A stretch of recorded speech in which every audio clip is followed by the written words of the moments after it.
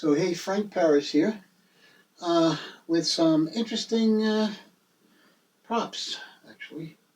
And this is not so much a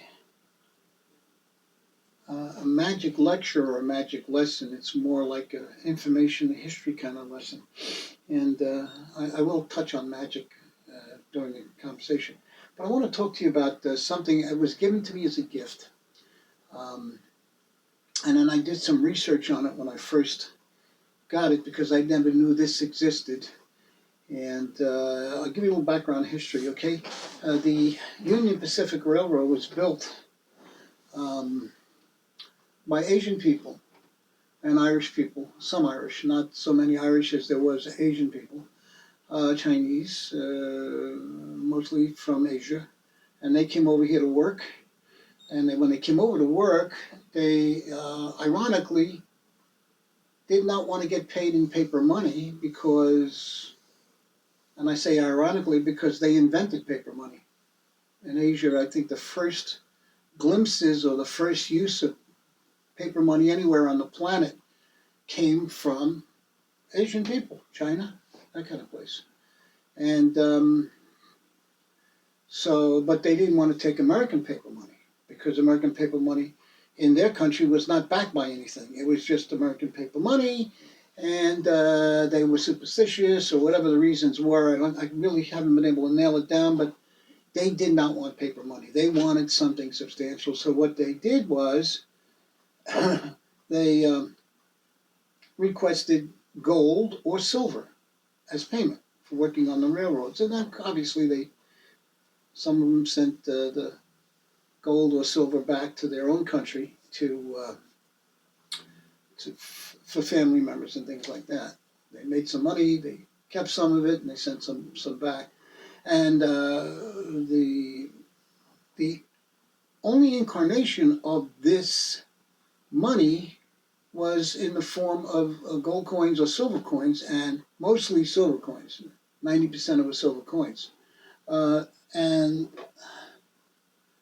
the government, the United States Mint, minted what was called a trade dollar. This is a trade dollar. And they minted these trade dollars out of silver, and they were silver dollar size, and they were given to Asian people building the railroad as payment for them working on the railroad and building the railroad. The unusual thing about this was that the coin itself was never circulated in the United States. It was circulated only to Asians. They'd come over to a table, and the guy who was paying them, the paymaster, whoever he was, would, at the end of the week or at the end of the day, pay them in trade dollars, silver dollars, trade silver dollars. They weren't circulated among American people living in America.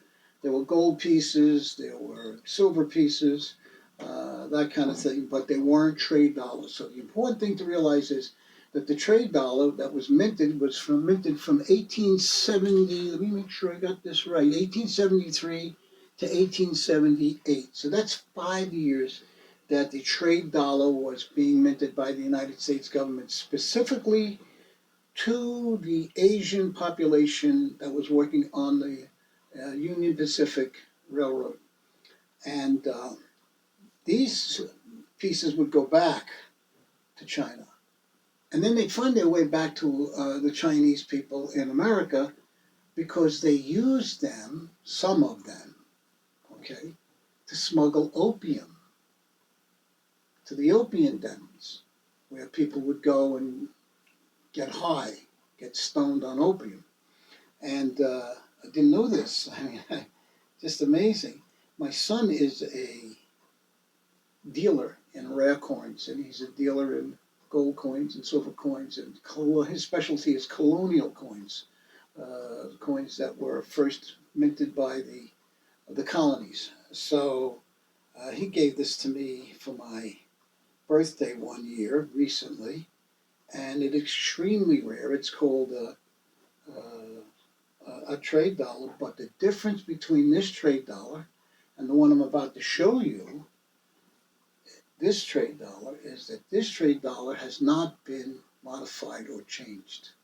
So you'd say, well, what does that have to do with magic? Well, what it has to do with magic is if I show you this trade dollar here, I pick it up, I come over and I show you this trade dollar, which is a normal trade dollar. Put this one down for a second. You can see the heads and the tails. Okay. This trade dollar is a normal trade dollar. But back in Asia, when they took the trade dollars, some of the artisans in China, the smugglers would have artisans take two trade dollars and make them into one trade dollar with a hinge. And that hinge would house the opium or the messages or a picture of family members. So this is what's called an opium dollar. Let me just find out where it opens. I think it's between the United States of America. There you go. So by pressing between of and America, the trade dollar opens up to reveal a compartment. Now this trade, whoops, I'm going to lose it here. This trade dollar, oh, I have to open it again. Sorry about that. Let's just get that opened. I'll get it. Here we go. So you can see there it is. Very gently, I've got to just grab the edge and open it up. And you can see that it's on a hinge. All right? It's on a hinge. And there's a picture in there of me and my son. That's the gift. There's the picture of me and my son in there. But it's on a hinge. And to close it, you closed it down like so, and then you pushed it backwards, like this. And usually got it, and then snaps closed. And then the only way to open up the coin is to find the sweet spot, which is between of and America. Of and America. And it would open up again.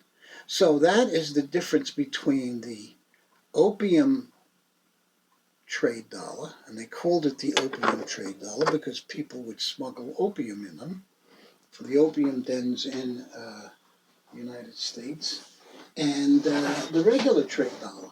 That was, again, circulated primarily, put the opium dollar here, and the trade dollar will go next to it. So I bought the trade dollar afterwards because I wanted to have a normal, regular trade dollar when I showed the coins. The interesting thing about this, one last thing about it, is there is a picture of my son in this thing. I added a very thin dime-sized magnet behind the picture so that I could do a, I'll show you, give me 1 second here. I'm going to go off camera just for a second, but my robo camera will follow it. I'm going to get my wallet, which has a magnetic hold down in it. Place it back here. Let me see if I got that right. And I would say this is a very interesting coin, and I would go through the whole routine like I just did with you. And I'd say, I want you to catch this dollar. And of course it disappears.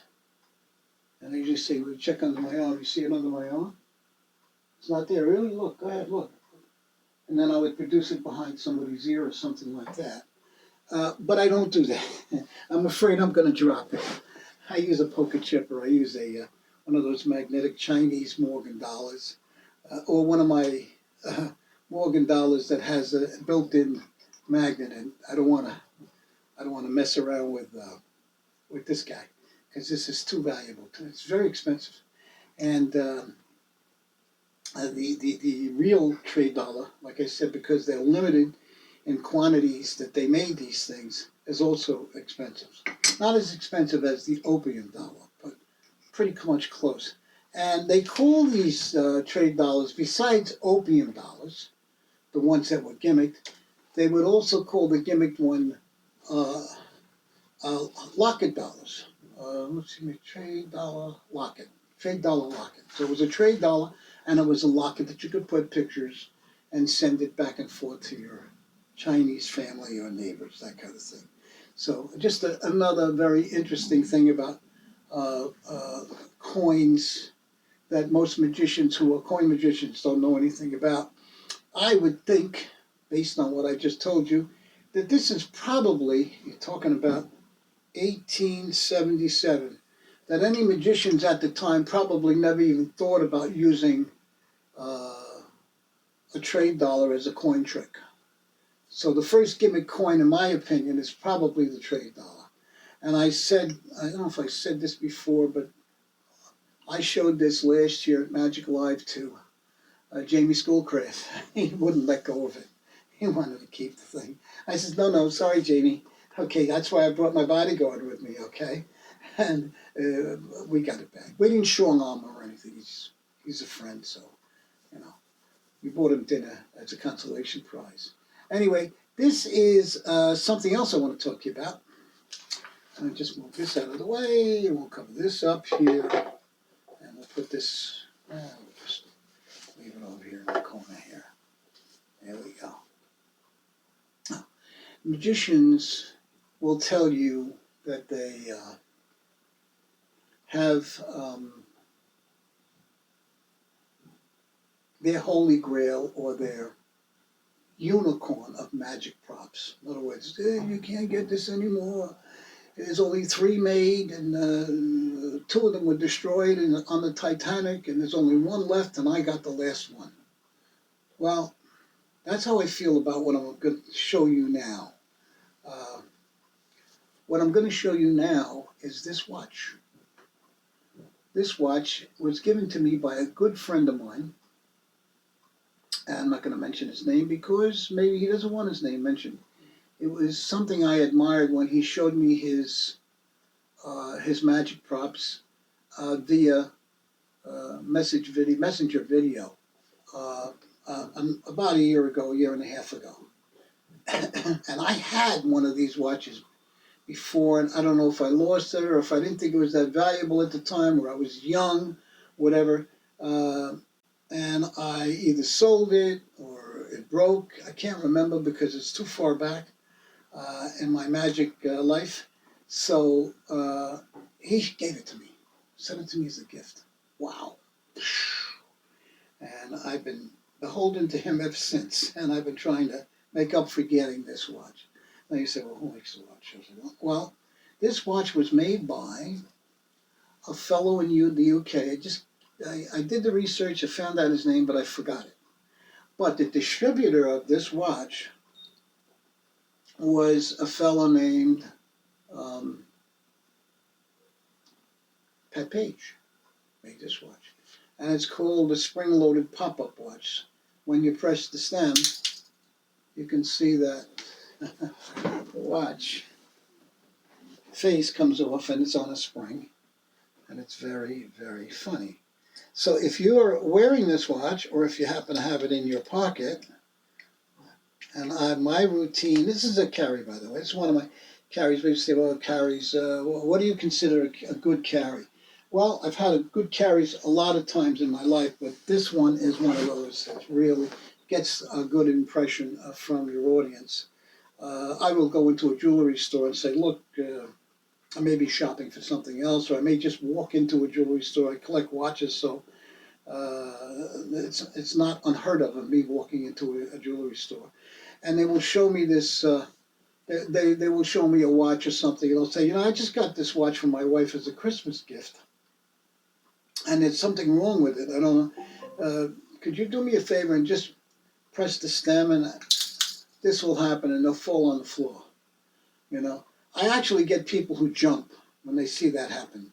I'm not that close to them, so I'm not really in their face with it, but they don't expect that to happen with this watch. So the reason I bring that up is because these were distributed by Pat Page. They were made by a jeweler in the United Kingdom, in London. I forgot his name. It's really not important at this point, but the watch itself is you can't get this, okay? Except if you're very lucky. And I happen to see one online on eBay the other day. I says, what? I could have 2 of these? And the seller, I know the seller. He's on eBay. He is on Magic Marketplace. He owns that. He owns that buy sell thing. I said, what? Another one? And anyway, I jumped all over it. I jumped on top of it. I didn't care what he wanted for it.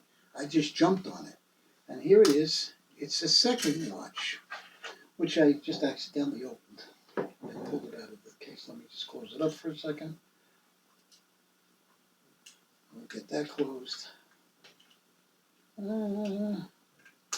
Okay, so the second watch is by a fellow named Bob Reed. Sorry, looking at the wrong thing here. The watch is a Bob, B-O-B-R-E-E-D, Bob Reed watch. Now, apparently Bob Reed was distributing these watches 40 years ago. And Pat Page, 40 years ago, was distributing these watches. And since they both are exactly configured the same way inside, I can show you that. Let's pop this one. Let's pop this one.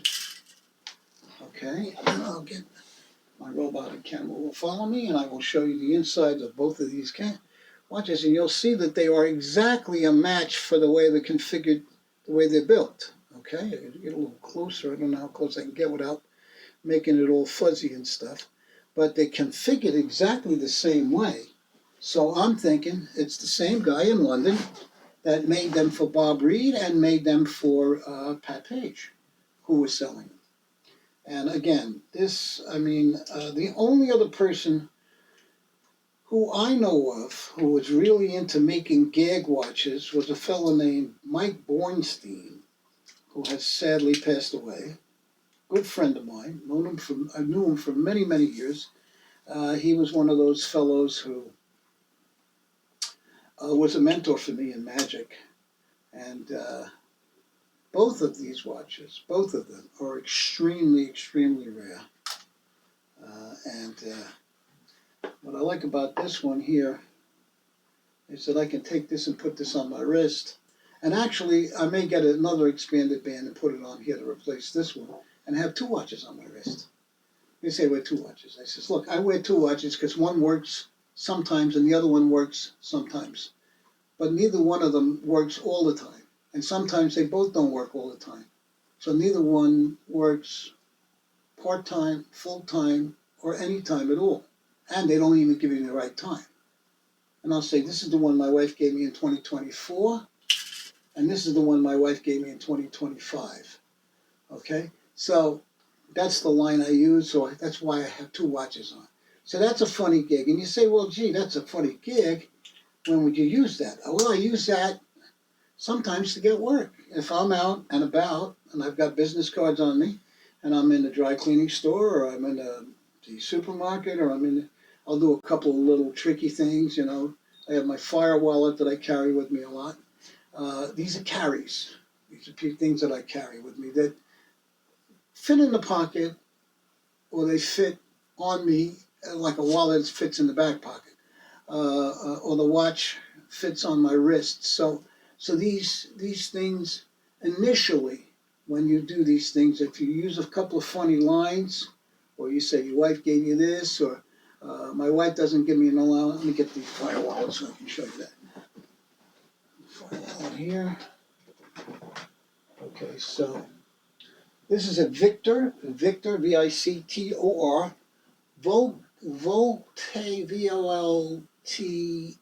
Okay, it goes under the banner, the perfect wallet. Okay, the perfect wallet. When I pull it out, I pull it out of my right hand. I say, this is the allowance my wife gives me. I get nothing. Or you can put $1 and they say, this is how much I get from my wife as an allowance. Okay, and then what I do normally is I just turn around and I flip it over. Did I not do that right? Yeah. Okay, so I show them that my wife did not give me a good allowance this week, so I'm really burned up. It really burns me up that she didn't do that. There we go. This other side should be burned. Should be lighting up too. It's probably, there we go. So it really burns me up, okay? And people are totally shocked when they see that. This is the one you want to get, the Perfect Wallet by Victor Volke, Volite, something like that, okay? Just put Perfect Wallet, Victor Perfect Wallet on Google, and you'll find this wallet. It's fantastic. I got 3 of them, okay? He's in, I think, Ukraine. I'm not sure. But I got 3. I bought 3. He said, well, why do you got 3? I said, well, I can't take these on planes. You cannot bring this on a plane. You can't even be in line because the dogs will sniff that damn lighter fluid right away.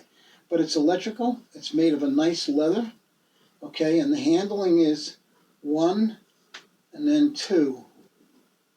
That's the handling. So that's another carry of mine. I'm doing, I have a magic club and a school. I'm doing a beginner's carry lecture this month, January 29th from 6 p.m. to 8 p.m. at the Wanto Public Library, which is where we meet for our magic club. Nothing costs anything. The lectures are free, the props are free, everything that I give away is free. Not this stuff, but I tell you where you can get it, okay? These are going to be impossible to find, but if you find one, jump all over it. These watches, if you can find one, just one. I got lucky, I got 2, okay? Jump, I don't care what you think it costs, what it should cost, or what you want to plan on it costing. Pay whatever it is you're going to pay to get the watch. Because it's a great conversation piece. It's a great opener when you're in a crowd and you want to impress people and you want to maybe hand out some business cards. So that's my carry. This is my carry. This is my carry. Sagini balls over the head is my carry. I have Hacker by the French twins, but I bought it at E-Illusion. Go to E-Illusion for that, okay? And that's basically some of the carries that I have. My Frank Paris holdout, magnetic holdout, which I just showed you before. I carry that with me. It's a carry too. So those are the things that I carry with me. My 1s to 100s trick that I do, Frank Paris 1s to 100s on YouTube. Learn that trick. That's good. It can use any denomination you want. So that's basically what I'm talking about here today was the watch and the coin, which is very interesting history on. And very interesting information about the trade dollar and how it probably was, or could have been, the first gimmick coin that was ever made. Now, whether magicians knew about this and carried them with them or got one, a hold of one, or whatever, I don't know. I haven't heard anything in history about that. I know there were trade dollars, and there were the opium dollar, modified trade dollar, which they called the locket dollar also. Anyway, that's the information today that I wanted to talk about. And again, if you're in the New York City area and you can come to our magic class, it's January 29th at the Wanto Public Library. That's in the phone book, if you still use a phone book. And you can also go up to my profile page, Frank Paris, Magician Frank Paris, and you'll find my profile page and some other videos that I put up there. YouTube, Frank Paris, Magician Frank Paris. There's tons of YouTube videos that I've made over the years. And anyway, Frank Paris, over and out.